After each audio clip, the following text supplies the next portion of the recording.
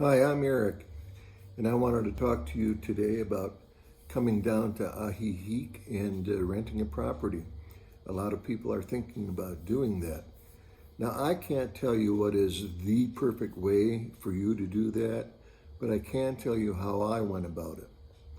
When I was home in the States, I searched out for and found a number of real estate companies in Ajijic area that had rental units.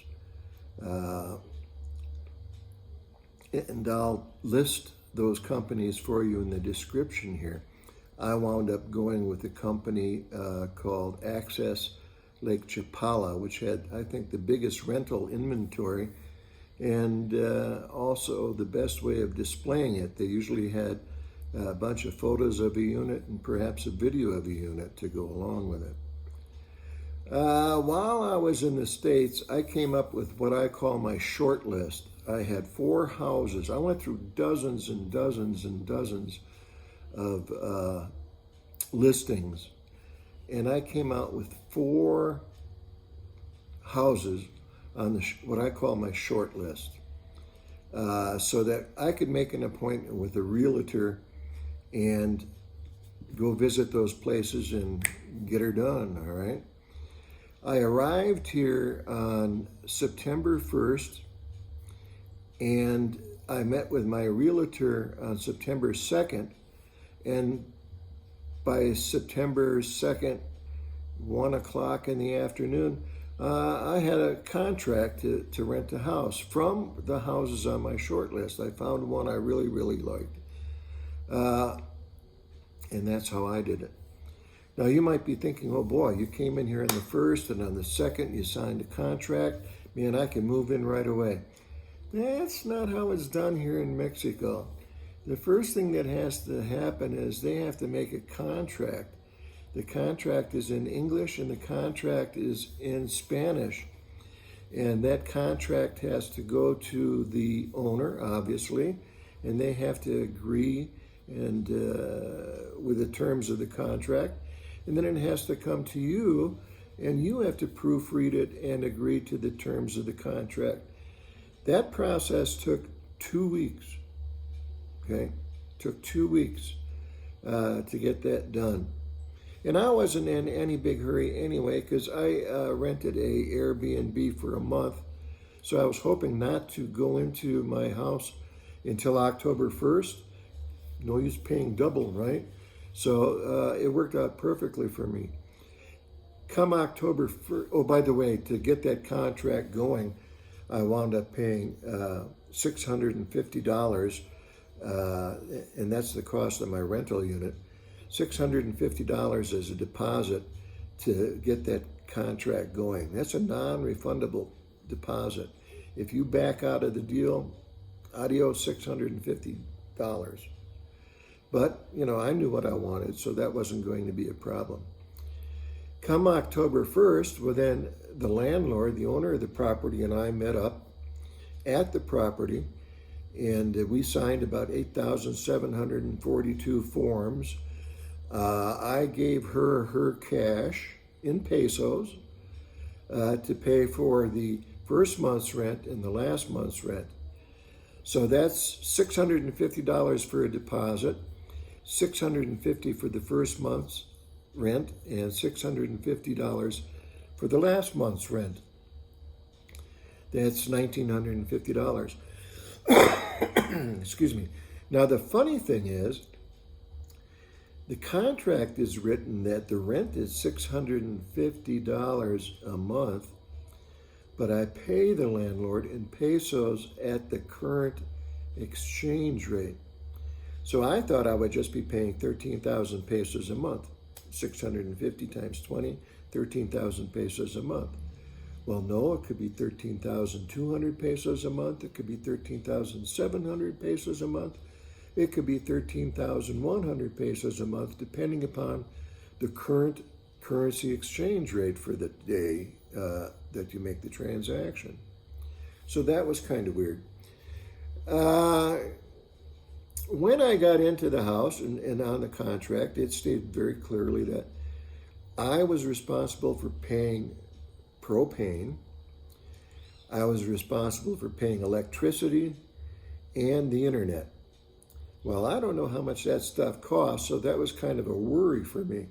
I don't know how much I'm going to wind up paying for those bills. Propane didn't turn out to be a problem at all, because when I moved in, the propane tank was empty. So we called the truck over, and within like an hour, they arrived, and I asked for 2,000 pesos worth of propane. That was 151 liters of propane. You do the math, that's like 50 gallons of propane. So that should last me a good long time. I shouldn't have to worry about propane again. So now I have to worry about electricity and I have to worry about the internet. Well, the other day the gardener knocked on the door and handed me the electric bill and the internet bill. The internet bill was 349 pesos for the month. That's $17.45. Well, that's certainly affordable. $17.45 for internet. I don't know if it's the world's greatest internet or not.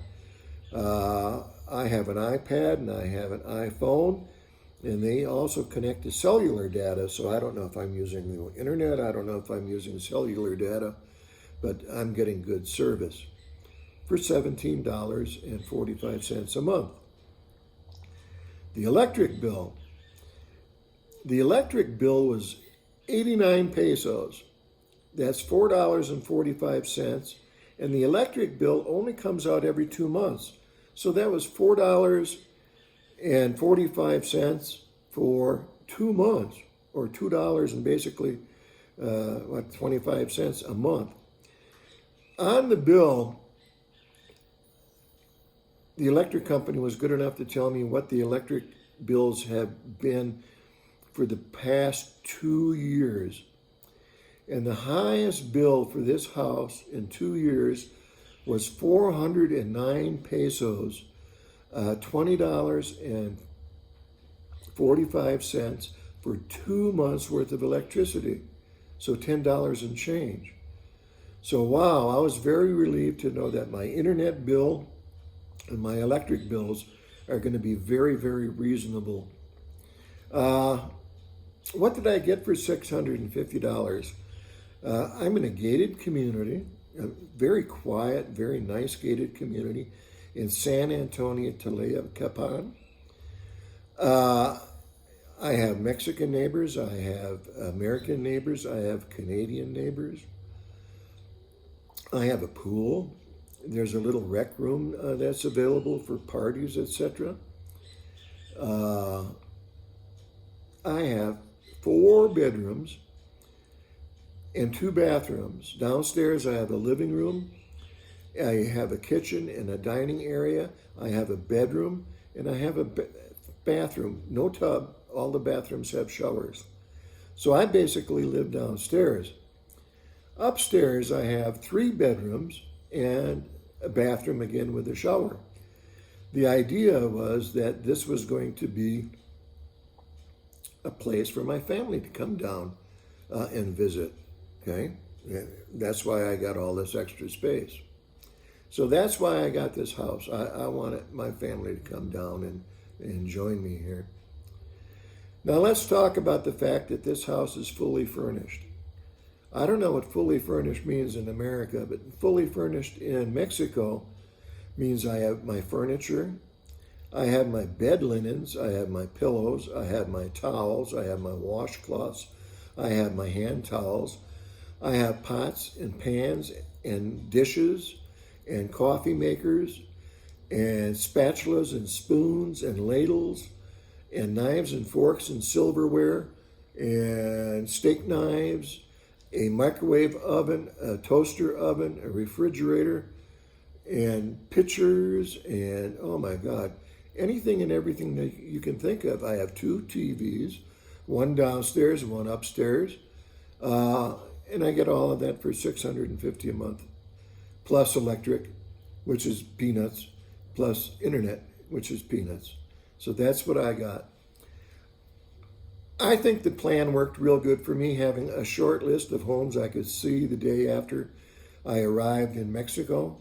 That may not work for you. You may want to look around more. And good for you. I highly recommend that. But that plan worked out well for me.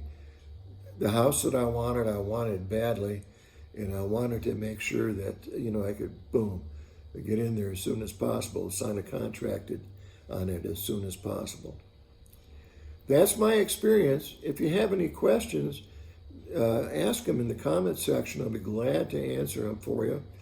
In the description, I will include links to a number of real estate companies that have rentals, so you can look at them and see what's available.